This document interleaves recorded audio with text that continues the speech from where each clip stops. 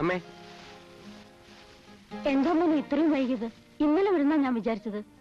പോരുന്ന വഴിക്ക് വേറെ 1-2 ഇന്റർവ്യൂകൾ ഒത്തുകിട്ടി. യാത്രക്കൂലിയെങ്കിലും ലാഭമാണേ. എന്തായി മോനെ? ഇന്റർവ്യൂ ഗംഭീര വിജയമായിരുന്നു അമ്മേ. ഇന്ത്യയുടെ തലസ്ഥാനം ഏത്, ഒറീസ മുഖ്യമന്ത്രി ആര്, ഇതിനൊക്കെ ഞാൻ ചുട്ട മറുപടി കൊടുത്തു. പക്ഷെ ജോലി കിട്ടില്ല. എനിക്ക് ജോലിയിൽ മുൻപരിചയമില്ലാത്ര കഴുതകള്. ജോലി കിട്ടാതെ എങ്ങനെയാ മുൻപരിചയം ഉണ്ടാക്കി കൊടുക്കുന്നത്? നിന്നെ പറ്റി എന്തൊക്കെ പ്രതീക്ഷകളായിരുന്നു നിന്റെ അച്ഛന്? ഞാൻ ശ്രമിക്കാഞ്ഞിട്ടാണോ ജോലി കിട്ടാത്തത്? ഈശ്വര വിചാരം ഒന്നുണ്ടോ നിനക്ക്? ഈശ്വരനോ? അതാരാ? അച്ഛതാ. അല്ല, അമ്മ ഒന്ന് പറഞ്ഞതാ. അമ്മ വലിയ ഭക്തയാണല്ലോ. അമ്മയുടെ എന്റെയും ജീവിതത്തിൽ ഏതൊക്കെ ഘട്ടങ്ങളാണ് ഈ ഈശ്വരന്റെ സാന്നിധ്യം അനുഭവപ്പെട്ടിട്ടുള്ളത്? ഈശ്വരൻ പോലും. അധിക പ്രസംഗം വേണ്ട കേട്ടോ. BA MA ഒക്കെ പാസ്സായത് ഈശ്വരാനുഗ്രഹം ഇല്ലാണ്ട. എന്തോ അപ്പൊ ഞാൻ ഉറക്കം വിളിച്ചിരുന്ന് പഠിച്ചതോ? എന്നിട്ട് ക്രെഡിറ്റ് ഈശ്വരനോ? അങ്ങനെ ഇപ്പൊ ഈശ്വരൻ സൂഹിക്കണ്ട. ഞാൻ ചോദിക്കട്ടെ, അമ്മയ്ക്ക് അവകാശപ്പെട്ട 5 ഏക്കർ തെങ്ങുംപുരയിടം തട്ടിയെടുത്ത അമ്മാവിനെ ഈ പറയുന്ന ഈശ്വരൻ എന്ത് ചെയ്തു? ശിക്ഷിച്ചോ? അയാളെ സൂഹിക്കാൻ വിട്ടിട്ട് ഒരു തെറ്റും ചെയ്യാത്ത നമ്മളെ നിത്യദാരിദ്ര്യത്തിലേക്ക് തള്ളിവിട്ടില്ലേ? പോരുന്ന വഴിക്ക് ഞാൻ കണ്ടു ബോർഡും ബാനറും ഒക്കെ. ശ്രീ KP തങ്കപ്പൻ നായർ റോഡ് ഉദ്ഘാടനം ചെയ്യുന്നു.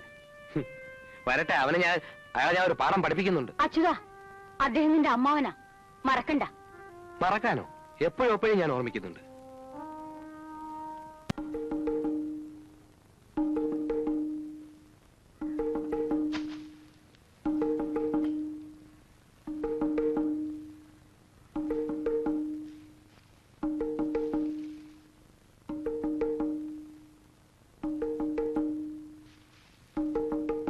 പവിത്ര, പവിത്ര,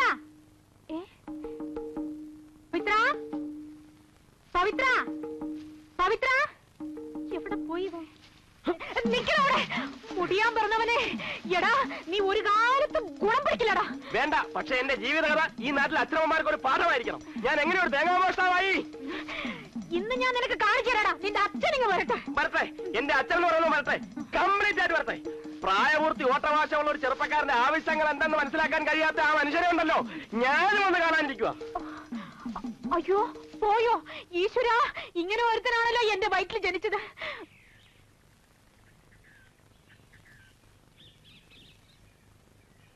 തേങ്ങ ആയിരിക്കും. അല്ല, പശുവിൻ നെയ്. വേണ? വേണ്ട. അല്ല, കുറച്ച് കൊണ്ടുപോ. വേണ്ട വേണ്ട. അയ്യാണ്.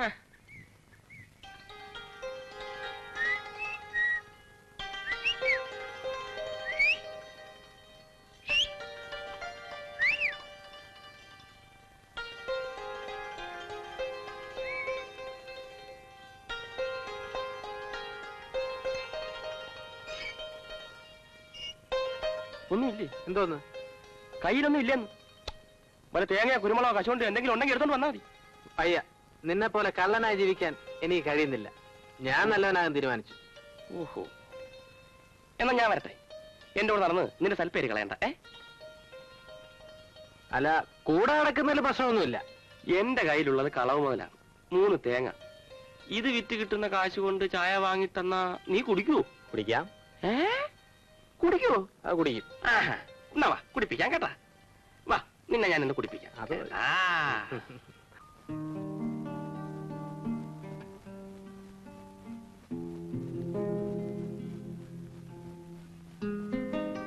ഇന്നും ഉണ്ടോ പെണ്ണ് കാണൽ?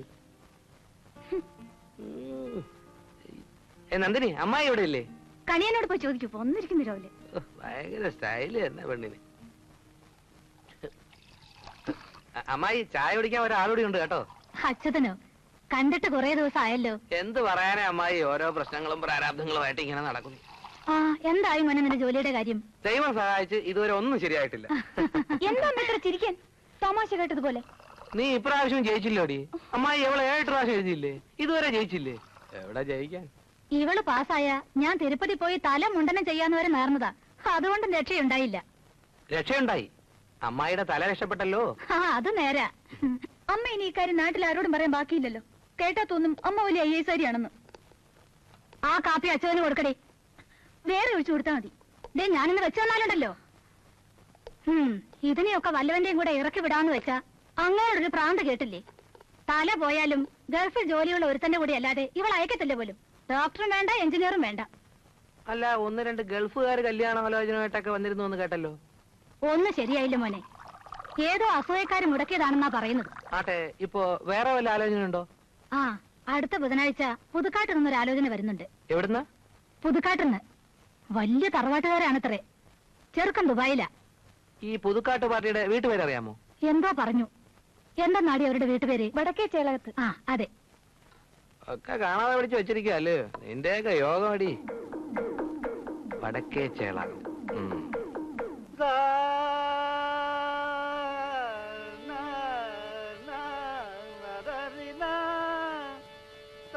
ഇയാളെ ഏത് നേരത്തെ ദൈവം സൃഷ്ടിച്ചോന്തോ.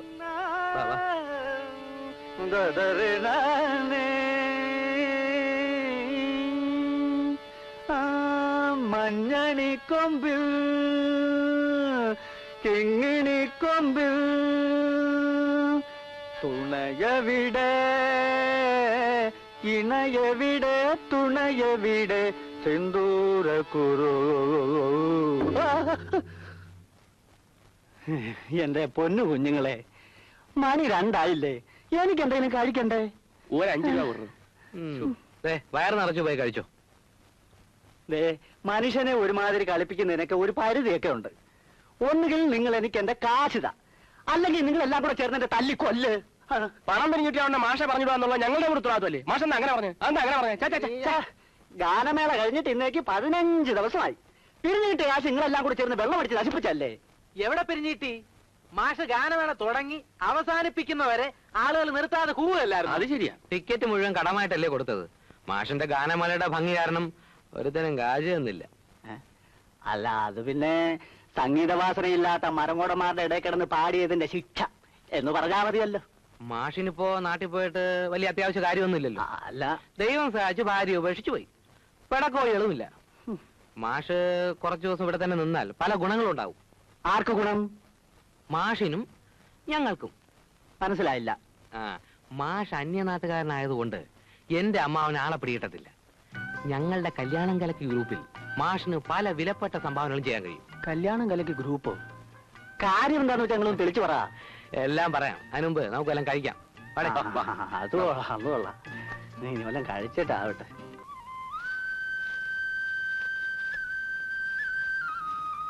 രമണി, ഇന്നലെ വൈകുന്നേരം വെള്ളം നനച്ചില്ലേ?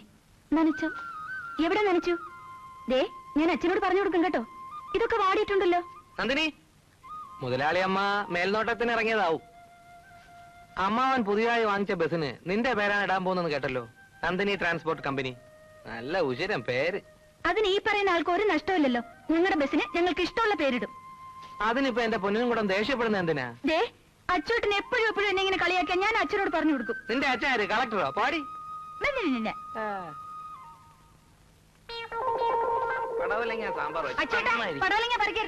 എടി, എനിക്ക് ആവശ്യപ്പെട്ട 5 ഏക്കർ നിന്റെ അച്ഛന്റെ കയ്യിലാടി. അങ്ങനെ നിന്റെ അച്ഛൻ മാത്രം നിന്നാ പോരടി. ചുമ്മാ സാമ്പാർ വെച്ചു. നിന്റെ അച്ഛൻ തങ്കപ്പൻ നായർ മാത്രം ഉണ്ടാ പോരാ. പിന്നെ സാമ്പാർ കൊതിനാണെങ്കിൽ ഞങ്ങൾ നോക്കിക്കോളാം. ഞങ്ങൾ എന്നാലും ദഹിക്കുവടി പടവലങ്ങയൊക്കെ. സമ്മതിക്കില്ല ഞാൻ. നോക്കിക്കോ, ഞാൻ അച്ഛനോട് പറഞ്ഞു കൊടുക്കും. പോയി പറഞ്ഞു കൊടുക്കും. 1 2 3 4 5 6 പടവലങ്ങ 2 വെള്ളരിക്ക. തെറ്റല്ലേ?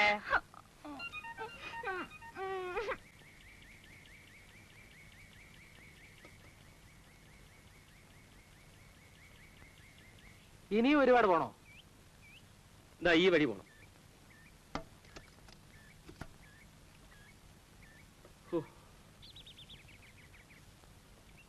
എടേ, ഇവിടെ എവിടെ ആയിരുന്നല്ലോടേ?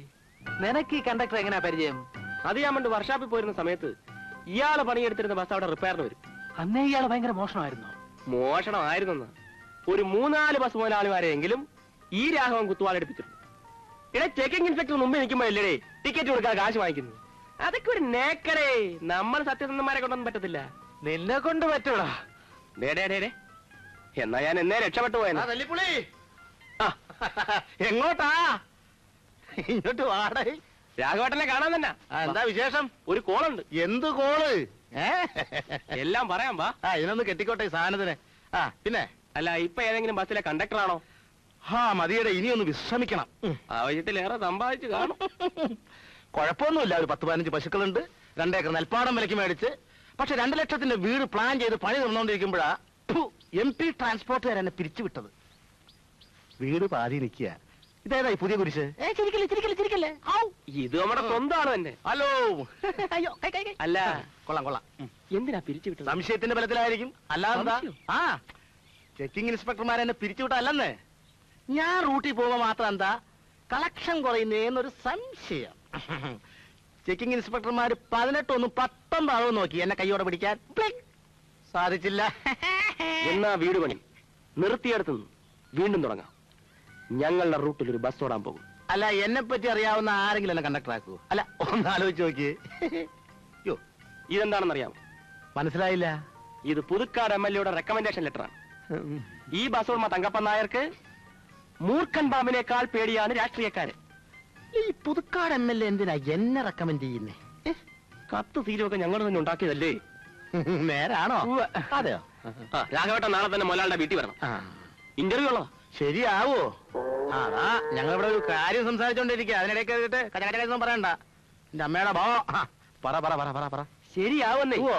ചേട്ടന്റെ വീട് പണി പൂർത്തിയാക്കണ്ടേ? എന്നാ പിന്നെ വാ. വേണ്ടേ? തനിക്ക് ഈ മുതലാളിയോട് വലിയ വെറുപ്പല്ലേ? അതെന്താ? അല്ലെങ്കിൽ പിന്നെ എന്തിനാ എന്നെ കണ്ടക്ടർ ആക്കുന്നത്? അത് പിന്നെ ഞാൻ പിന്നെ നീ ഇരിക്കണ്ട. നീ ഇരിക്കാനാകുമ്പോ ഞാൻ പറയാൻ കേട്ടോ. ഞങ്ങൾ ഫ്രണ്ട്സാ. നീ ഇപ്പൊ പരിചയപ്പെട്ടതല്ലേ ഉള്ളൂ. പോട്ടിയാ അല്ല പോയി ഞാൻ പോട്ടെ. അല്ലാതെ പിന്നെ വലിയ വലിയ ആൾക്കാർ ചിരിക്കുന്നിടത്ത് ഒപ്പം ചിരിക്കാൻ വന്നിരിക്കുന്നത്